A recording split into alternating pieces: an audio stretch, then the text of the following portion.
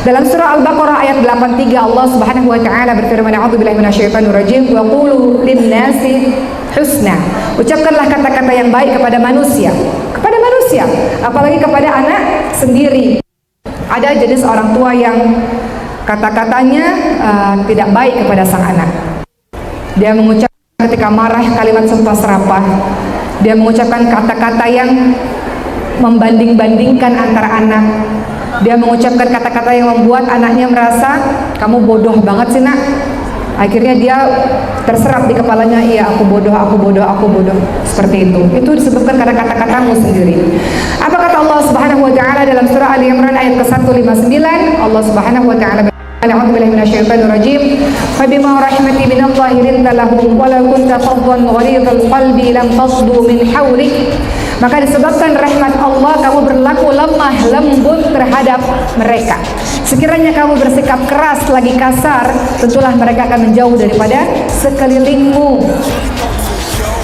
Wahai para ibu dan para ayah, Rasulullah saja menyuruh kita kalau kita bertemu dengan saudara kita sesama muslim yang mencintai Allah, kita katakan aku mencintaimu karena Allah, uhibbuki fillah, uhibbuka fillah. Itu sama teman seiman, apalagi sama anak sendiri. Kadang-kadang ada di antara kita yang gak terbiasa dalam keluarga. Nah, mama sayang sama kamu nak. Nah, mama cinta sama kamu nak. Kamu tuh permata hati mama nak, I love you sayang. Kadang-kadang kebiasaan mengucapkan cinta ini gak dalam kebiasaan keluarga kita.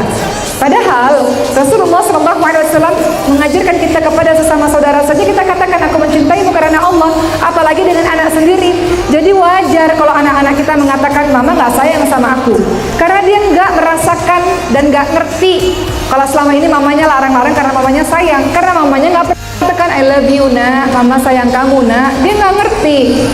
Menurut ibu sayang, menurut dia mama gak sayang karena gak diucapkan cinta itu, atau gak dipeluk, gak dicium anak itu. Ada loh orang tua khususnya ayah yang gak melakukannya.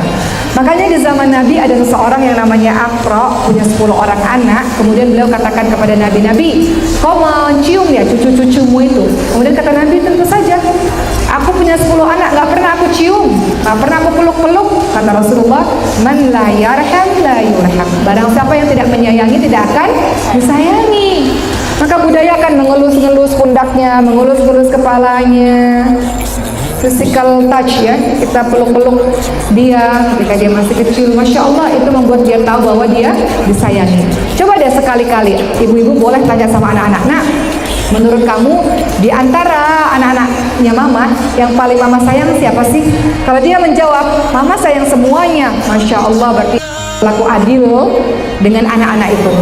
Mereka masing-masing anak merasakan kasih sayang yang sempurna dari orang tuanya. Tapi kalau ada anak kita mengatakan mama sayangnya sama adik aja, berarti kita harus evaluasi. Mungkin kakaknya kurang diberikan kata-kata sayang, mungkin kakaknya kurang dibelai, kurang dipeluk, kurang dicium. Begitu ibu-ibu sekalian. Jadi anak-anak bisa begitu mungkin disebabkan perlakuan buruk dari dirimu sendiri. Belum apa-apa anak-anak langsung dimarahi. Belum apa-apa anak-anak langsung berikan kata-kata buruk, belum dengan penjelasan. Saya mau cerita satu cerita Bu sebelum kita masuk ke ayat-ayat yang lainnya. Saya teringat betul bagaimana pada saat itu anak saya yang namanya Khadijah dia berbohong. Dan saya sangat tidak suka yang namanya berbohong. Khadijah mengatakan dia sudah makan 1 roti, tapi Khadijah mau tambah roti lagi. Saya katakan Khadijah sudah kenyang. Enggak Uma, Khadijah mau makan roti. Dihabiskan ya nak, Uma buat tapi Khadijah habiskan. Iya Uma. Ketika saya buatkan kemudian dia makan, baru berapa detik tiba-tiba dia mengatakan rotinya sudah habis Uma. Kemudian saya tahu ada yang tidak betul dari perkataannya. Bagaimana mungkin roti itu bisa dihabiskan dalam waktu sekian detik? Maka saya katakan Khadijah, Uma tidak tahu tapi Allah tahu apa yang Khadijah lakukan. Mengajarkan anak-anak yang pertama perasaan diawasi dan dilihat oleh Allah Subhanahu wa taala. Bahwa Allah melihat apapun. Di mana roti itu Khadijah letakkan. Uma tidak lihat tapi Allah lihat. Kemudian dia diam. Kemudian saya katakan Uma menghargai kejujuran, Uma tidak pernah berbohong kepada Khadijah dan Uma harap Khadijah tidak bohong kepada Uma. Kemudian akhirnya dia berjalan dengan pelan dan menunjuk bahwa roti itu dibuang di tong sampah. Kemudian saya katakan pada Khadijah, Khadijah, Uma perlu bicara sama Khadijah, kita bicara di kamar agar tidak terdengar oleh kakak-kakaknya yang lain. Waktu itu umurnya masih 4 tahun. Kemudian kami bicara berdua di kamar, saya katakan kenapa Khadijah? Kemudian Khadijah bilang, Khadijah kenyang Umar. Kemudian saya katakan, kenapa Khadijah berbohong nak? Khadijah takut Umar. Umar nggak pernah marah kan sama Khadijah, dan Umar nggak pernah bohong sama Khadijah. Umar menghargai kejujuran Khadijah. Saya katakan, terima kasih sayang karena sudah jujur. Namun yang kedua, berikutnya adalah Umar sedih. Saya menceritakan perasaan saya sedih. Umar sedih karena Khadijah berbohong kepada Umar, biar dia mengerti perasaan saya. Dan saya katakan, Umar nggak pernah berbohong kepada Khadijah nak. Kemudian dia terdiam, air matanya sudah menggenang. Kemudian setelah itu saya katakan, jangan diulangi lagi. Khadijah tahu yang Khadijah lakukan adalah pertama berbohong, tapi Khadijah sudah jujur dan menghargai kejujuran itu. Kemudian yang berikutnya adalah buang-buang makanan. Khadijah tahu bahwa banyak orang-orang di luar sana yang nggak bisa makan sayang. Maka saya tunjukkan satu video kepada Khadijah, anak-anak di Afrika sana yang makannya di tanah-tanah. Saya katakan, lihat Khadijah, ini orang-orang pada kesusahan makanan. Bagaimana mungkin Khadijah bisa membuang makanan seperti itu?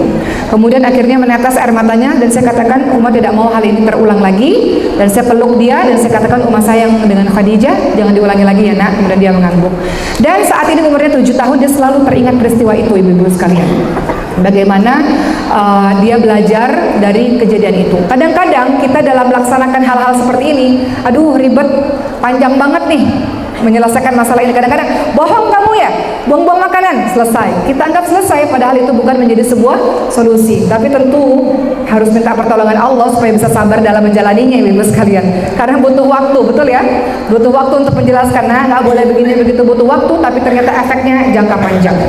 Jadi kembali lagi, ada anak-anak yang bertindak tidak sesuai aturan, mungkin karena perlakuan buruk dari orang tuanya, orang tua yang suka main pukul begitu saja, orang tua yang marah tanpa mendengarkan penjelasan anak misalnya, orang tua yang belum apa-apa berkata-kata kasar kepada anak. Bagaimana anak bisa bercerita apapun kepada kita kalau kita sendiri tidak bisa menjadi sahabat untuknya?